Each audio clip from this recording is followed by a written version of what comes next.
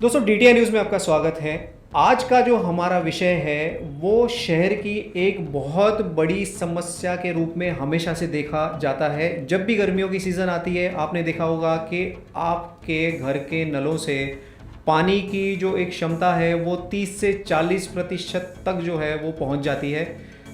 और पूरी जो एक समर वेकेशंस का जो टाइम है हमें पानी की किल्लत से गुजारना पड़ता है और तब होता है बारिश जल्दी होने का इंतज़ार। दोस्तों कुछ दिन पहले बिपरजॉय तूफ़ान के बाद ऐसे अंदाजे लगाए जा रहे थे कि जून का महीना आ चुका है तो अब बारिश लबालब आएगी और हम पानी की जो किल्लत है उससे निजात पा लेंगे। पर दोस्तों 20 जून आज हो चुकी है, आज भी पानी की किल्लत जो है वो उल्लासनगर के कई सारे क्षेत्रों में जस की तस बनी हुई है। दोस्तों इसी विषय पर आज हमने उल्लासनगर के सोशल एक्टिविस्ट श्री प्रदीप कपूर जी से वार्तालाप करने के लिए उन्हें अपने स्टूडियो में इनवाइट किया है। प्रदीप जी, आपका डीटीआई न्यूज़ के स्टूडियो में तहे दिल से स्वागत है। प्रदीप जी, जैसे कि मैंने जिक्र किया कि उल्लासनगर में पानी की किल्लत जो है वो हर साल निरंतर बढ़ती जा रही है, तो सर सबसे मेरा पहला प्रश्न आपके साथ यही है कि आप उल्लासनगर की एक लो लाइंग एरिया में रहते हैं, कुर्ला कैंप जिसका नाम है, जो उल्लासनगर 4 और 5 के क्षेत्र में फैला हुआ है, which is considered to be the lowest area of Ulhasnagar. शायद अगर मैं गलत हूँ तो मुझे क्लियर कीजिएगा प्लीज़।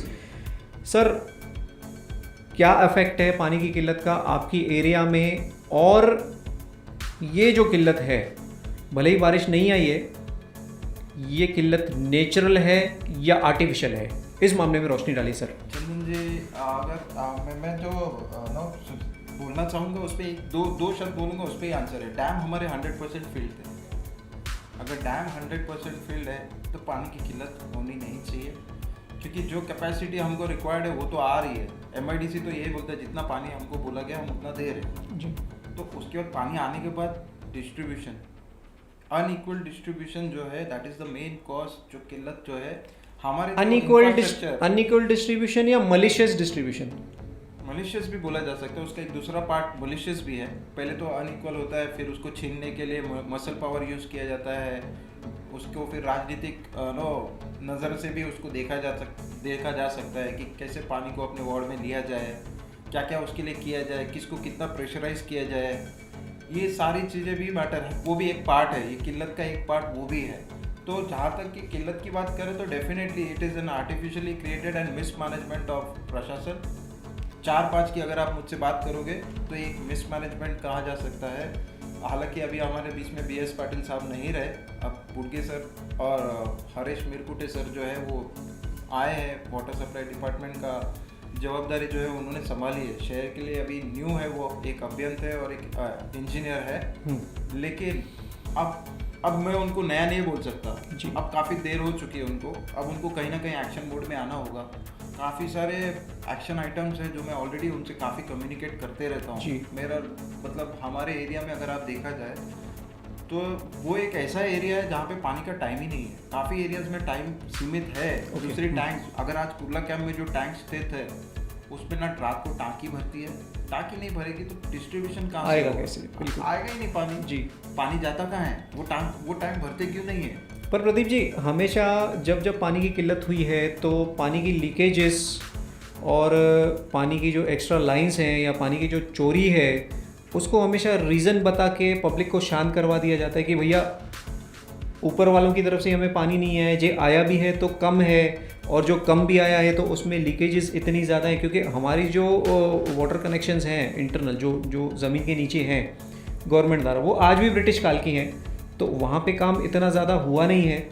तो ये कारण और आर्टिफिशियली क्रिएटेड या मसल पावर यूज़ करके जो क्रिएट किया हुआ जो एक कारण है, तो ये दो पैरेलल स्टेटमेंट्स हमेशा हर साल हमें क्यों सुनाई पड़ते हैं। सर, ये इलीगल कनेक्शन जो मुद्दा है इसमें भी प्रशासन ही जवाबदार है। आप इलीगल कनेक्शन लेने क्यों दे रहे हो? आपके हाथ में वो राइट्स है। हमारा काम है आपको हाईलाइट करना। आज कम से कम मैं आपको एक प्रैक्टिकली बता रहा हूँ, वहाँ पे हमारे कुर्ला कैंप में एक लोकेलिटी में कम से कम 50 to 60 इलीगल कनेक्शंस लिए गए थे, जिसका मैंने जनवरी से मैं हाईलाइट कर चुका हूँ कि प्लीज़ इसको डिस्कनेक्ट करवाइए। अब होता क्या है, आर्टिकल 21 राइट टू लाइफ के माध्यम से हम किसी का पानी छीन नहीं छीन नहीं सकते, सकते, पानी इंपॉर्टेंट है, चलो हम मानते चाहे हैं, वो इलीगली लिया हुआ हो तो भी नहीं छीन सकते। नहीं छीन सकते हैं, ये एक अदर लूप होल बोल सकते हैं, बट देन प्रशासन हैज टू कंट्रोल दैट। जी अगर आप उनको अलाउ कर रहे हो तो उनसे टैक्स तो लो, जी उनसे उस चीज का compensation, because anything can not be done at the cost of violation of law. बिल्कुल। तो उसके लिए उन्होंने उनको इलीगल कनेक्शंस लेने दिए, कोई मॉनिटर करने वाला नहीं है कितने।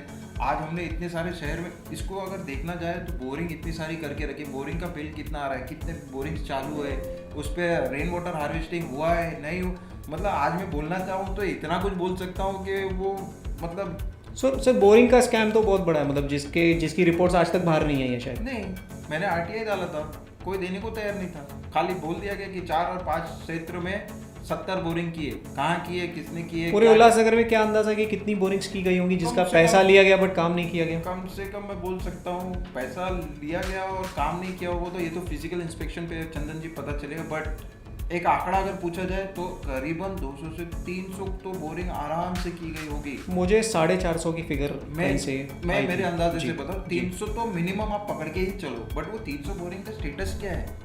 आज कितनी चालू रहेंगी क्या लगता है आपको? आई हार्डली डाउट कुछ चालू होगी। उसका जो इतना बड़ा खर्चा है इंफ्रास्ट्रक्चर पे उन्होंने किया, बोरिंग करने के लिए किया, 2016 में जो किल्लत आई आज तो रोड कंस्ट्रक्शन में वो गायब भी कर दी गई होंगी बोरिंग्स। एब्सोल्युटली, उसको देख रेख करने वाला कोई नहीं है। मैं बोल रहा हूँ ना, ये पूरा अगर उसको मैं एक कुछ स्टेजेस में डिवाइड करूँ तो पूरा ब्लेम जाता है प्रशासन पे ही।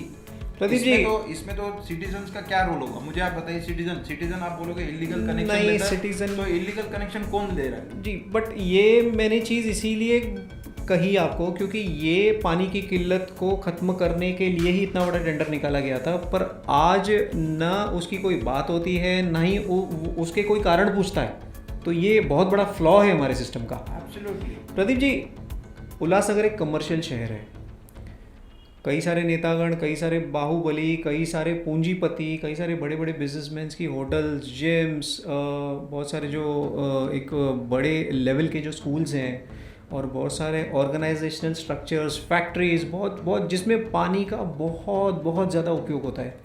क्या आपको लगता है कि वहाँ पे फिटमेंट की गई जितनी भी पानी की सप्लाई है उसका लीगल सेंस 100% अप्रूव्ड होगा या यहाँ पे बहुत सारे लोगों के हक का पानी जो है वो डाइवर्जन किया होगा? एब्सोल्युटली चंदन जी, वो मतलब इसमें कोई गुंजाइश ही नहीं है। डेफिनेटली आप अगर आज की डेट में, मैं बोल रहा हूँ ना, कोई रिकॉर्ड्स ही नहीं है ना हमारे पास, हम क्या बात करें। बट हाँ, इतना जरूर समझ में आता है कि वो इलीगली होगा फॉर श्योर। हो तो उसमें टैंकर माफिया और फिल्टर पानी माफिया आज जो हो रहा है, तो सर अगर आप वहाँ पे जाके स्क्रूटनी करोगे तो आपके सामने ऐसी ऐसी रिपोर्ट्स आएंगी जो बहुत ज़्यादा भयावह होंगी। एब्सोल्युटली। तो प्रशासन आखिर इन सारी बातों, लीकेजेस तो ठीक है, लीकेजेस तो एक बहुत बड़ा पैटर्न है, पूरे शहर को खोदोगे तब जाके पता चलेगा। बट जहाँ जहाँ आप बोल, इतना बड़ा हो चुका है पूछिए मत, बट लीकेजेस वैसे के वैसे हर चीज के लिए इन्होंने स्टेप्स लिए, बट वो स्टेप्स एक्चुअली किए नहीं किए ये कौन पूछे? इसकी कोई रिपोर्ट बनती नहीं है। कोई नहीं, कितने लीकेज रिपेयर करते हैं, क्या करते हैं, किसी को कुछ पता नहीं। यानी कि ये बोलना कोई गलत बात नहीं होगी कि ग्लिचेस जो हैं वो प्रशासन से ही शुरू हो रहे हैं और प्रशासन पे ही आके ख़त्म हो रहे हैं। चंदन जी, एब्सोल्युटली पानी के मैटर में JNNREM scheme fail, boring fail. इन्होंने 2016 में जब हमारे पास बहुत ज़्यादा किल्लत थी तब ये बोरिंग्स का सिस्टम चालू किया था। हर जगह बोरिंग, हर जगह वो सिंटेक्स की टाकी रोड पे लगाई थी। आज वो टैंक भी इतनी धूप है, टैंक को कोई प्रोटेक्शन नहीं है, टैंक सड़ गए, कोई गिरे पड़े हैं, कहीं यहाँ पे क्या। मतलब आप अगर एक इंफ्रास्ट्रक्चर पे अगर आप खर्चा कर रहे हो, हमारे टैक्स के पैसे से कर रहे हो, तो उसका एटलीस्ट इतना तो ख्याल रखिए कि उसको मेंटेन रखा जाए। चलिए मैं बोलूँ, वो प्लास्टिक की टैंक है, ठीक है, over the period of time वो मेल्ट हो जाएगी, ब्लास्ट हो जाएगा, बिल्कुल एक्सेप्टेड है that is. But then boring तो हमारी है ना, वो नेचर का ध्यान कौन रखेगा? आज आप इतने बड़े बड़े वादे करते हो, इतने बड़े बड़े सपने, शहर में पानी नहीं है। 4 नंबर 5 नंबर कुर्ला काम की हालत तो इतनी बदतर हो गई है आज के डेट में, और ये हरेश मिरगुटे साहब खुद जानते हैं कि क्या होता है। हर रोज टाकी पे मोर्चा जाता है, हर रोज टाकी पे मोर्चा जाता है। हालांकि लोगों ने धीरज रखा है, बट मैं आज आपके माध्यम से ये भी बताना चाहूँगा कमिश्नर साहब को, सर प्लीज़ आप एक बार एक मीटिंग रखिए वाटर सप्लाई डिपार्टमेंट और वहाँ के जो एक्टिव लोगों हैं उनकी, ना कि राजकरण वाले लोगों की, क्योंकि पानी किसी को मिल नहीं रहा है कुर्ला कैंप में और लोगों की जो पेशेंस है वो ख़त्म हो चुकी है। तो प्रदीप जी, ये जो समस्या कुर्ला कैंप की है आज की डेट में, क्या आपको नहीं लगता कि ये एक वायरस की तरह सारे शहर में एक दिन फैल जाएगी? ज़रूर फैलेगी, क्योंकि देखिए क्या है, ले देखिए फिर बॉल गेम जा रहा है राजनीतिक मोड पे जी। आज जिनके पास मसल पावर था उन्होंने पानी अपने एंड पे डाइवर्ट कर लिया, जी। वहाँ वो सारे वार्ड्स में पानी है। मतलब सप्लाई का स्ट्रक्चर ही वैसा रखा है कि बाय डिफॉल्ट उनके पास पानी की बहुतायत होगी। एब्सोल्युटली पानी की कमी नहीं है चंदन जी, पानी कमी नहीं है। मैं जैसे बोल रहा हूँ बारवी डैम 100% फील्ड था, आज तक बारवी डैम ने डिक्लेयर नहीं किया कि हम कट करने वाले वाटर सप्लाई कट करने वाला, अभी तक तो नहीं डिक्लेयर किया है। हालांकि अभी तक बारिश नहीं है, बारिश में डिले है। हाँ, मेंटेनेंस के लिए जब भी वो शटडाउन लेते हैं स्केड्यूल डिस्टर्ब होता है, तो वो शेड्यूल डिस्टर्ब में भी कुर्ला कैंप इतना इम्पैक्टेड हो जाता है कि 3-3 दिन लोगों को पानी नहीं मिलता।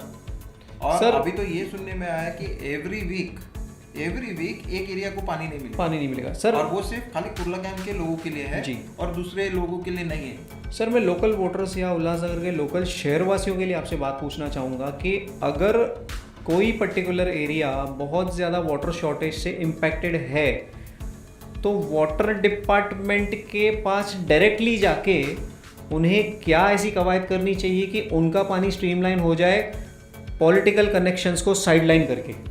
अभी तो चंदन जी, हालांकि जैसे कि अभी नगर सेवक रहे नहीं, अभी उनके पास बहुत सुनहरा मौका है कि ये जो अनइक्वल डिस्ट्रीब्यूशन वाला फंडा था वो अगर वो चाहे, उनकी इच्छा शक्ति हो तो इसको काफ़ी हद तक कंट्रोल किया जा सकता है। बट देखना वही होगा, डायरेक्ट अप्रोच मिलता नहीं है, ऑफिसर्स मिलते नहीं है। आई एम टेलिंग, हाँ जो इंजीनियर्स हैं जैसे हरीश मिरकुटे साहब हैं वो डायरेक्ट फ़ोन पे अवेलेबल रहते हैं, बट हर समस्या के लिए प्रोटोकॉल पास करना चाहिए, फॉलो करना चाहिए, ऐसा मेरा मानना है। डायरेक्ट मैं अभियान के पास एक लास्ट स्टेज पे जाऊंगा, बट हाँ अगर परिस्थिति बहुत ही खराब है तो डेफिनेटली मैं सर पर प्रोटोकॉल फॉलो करना हर कोई चाहता है, क्योंकि यहाँ पे पढ़े लिखे लोग हैं। 90% लोग शायद यहाँ पे पढ़े लिखे लोग हैं जो पेपर वर्क में बिलीव करते हैं। पर प्रॉब्लम ये है कि बाबूशाही इतनी ज़्यादा हावी है कि लोग एजिटेशन का ही रास्ता अख्तियार करते हैं, क्योंकि उनकी सुनवाई कहीं नहीं है, क्योंकि वो राजनीति के थ्रू जाना नहीं चाहते। एब्सोल्युटली वही होता है ना, आप एप्लीकेशन लिखते लिखते थक जाओगे। मैंने कितने एप्लीकेशन लिखे होंगे मुझे ही मालूम है, वो बात सरपास की कर दिया जाता है। बस खाली जाता है, इन्वर्ट का एक स्टैम्प मिल जाता है कि भाई हमने तुम्हारा इन्वर्ट ले लिया, आगे क्या हुआ आज, मतलब we don't have any process to get back to citizens. अगर कोई कंप्लेंट कर रहा है तो कुछ प्रोसेस होना चाहिए कि भाई हमको एटलीस्ट उनको एक ये तो एक्नॉलेजमेंट तो मिले कि तुम्हारी कंप्लेंट मिली, हम उस पर काम कर रहे हैं। वो भी एक बहुत बड़ा फैक्टर होता है। But we are zero in digitalisation, we are zero in management of water. Sir ji, यानी कि पूरा सार अगर मैं इस बातचीत का ये निकालूं तो पानी की किल्लत नहीं है, पर किल्लत बना के लोगों को ये जताया जा रहा है कि पानी तुम्हें अगर मिल रहा है तो तुम्हारे प्रतिनिधि के हिसाब से मिल रहा है, या जो जिसको तुम वोट अगर दे रहे हो तो उसकी वजह से तुम्हारे पास फिर भी पानी है। ये चीज़ जो मैं स्टेटमेंट निकाल रहा हूँ वो सही है गलत है? एब्सोल्युटली सही है चंदन जी, बहुत सही है। और इसमें बहुत हद तक जो है जनप्रतिनिधि का रोल काफ़ी हद तक है।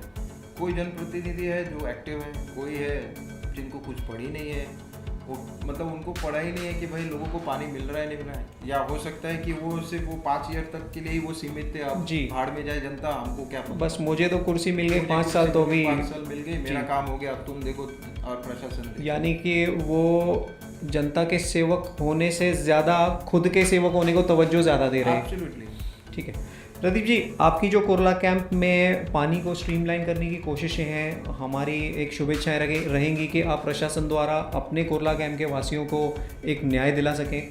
दोस्तों, पानी का विषय निकालना बहुत ज़्यादा ज़रूरी था, उसके बारे में कई सारी जानकारियाँ आपको यहाँ हमारे चैनल के माध्यम से देना बहुत ज़्यादा ज़रूरी थी, क्योंकि ये चीज़ क्लियर है कि MIDC द्वारा हमें बहुत अच्छी मात्रा में पानी मिलता है, पर अनइवन डिस्ट्रीब्यूशन और गलत जो तरीके हैं खुद की एरियाज़ को पानी को मोड़ने के लिए, ये एक बहुत बड़ा कारण है।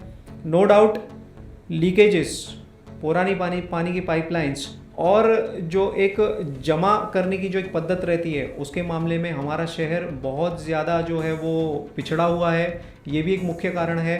पर यहाँ काफ़ी सारी चीज़ें जो क्लियर हम अपने माध्यम से कर चुके हैं वो यही है कि डिस्ट्रीब्यूशन और बाहुबल की वजह से कई सारी एरियाज़ को पानी नहीं मिलता, जिसके लिए आगे अगले आने वाले चुनाव में आपको खुद का ख्याल खुद अपने वोट के माध्यम से रखना पड़ेगा।